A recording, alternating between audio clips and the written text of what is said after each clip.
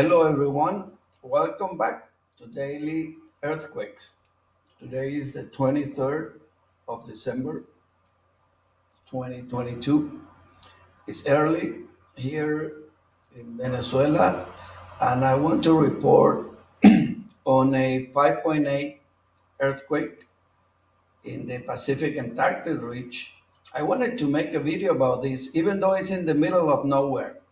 Okay, you can see the blue dot is the epicenter of this particular earthquake, but it turns out to be very interesting from the point of view of the geodynamics of the Earth. This is a very shallow earthquake. It's only 10-kilometer depth. Okay, the focus was only at 10 kilometers, so it should have generated, according to the theory, uh, good surface wave.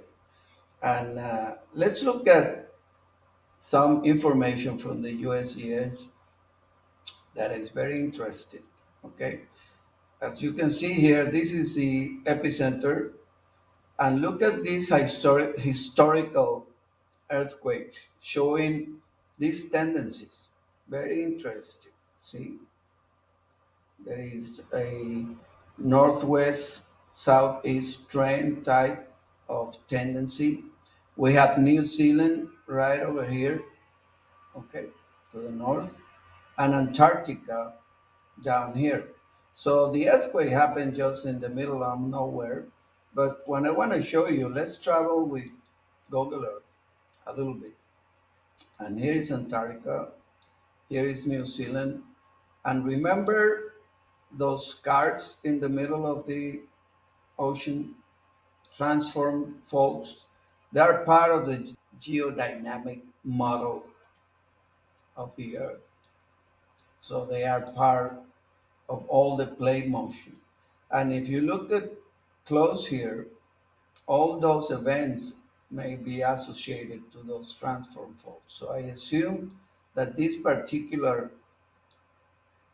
earthquake has to do with some kind of maybe lateral motion on those scars on the bottom of the ocean. Okay, so that's why this may be interesting. It's different from the ones we already have seen these previous days of transform faulting, but near the continent in California, and then a subduction type deep squares in Peru. Those are the latest two we talked about.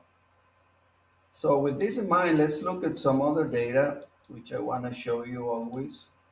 Here's the epicenter, again, between New Zealand and Antarctica, nothing too close. So the closest station is at about almost 1,500 kilometers, okay, or maybe more. But let's look at it. Let's take a look at it. See why? See the first motion, the body wave are very small.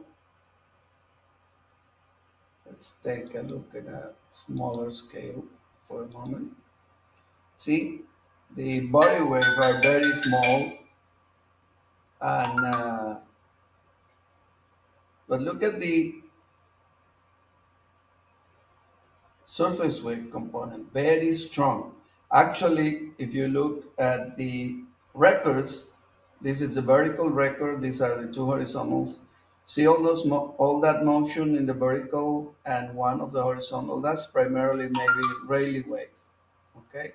And then we have a strong motion in this horizontal component, which may be primarily some kind of a shear loft wave. Very interesting from that point of view, and that's what we would like to, or what I would like to show you of this quake.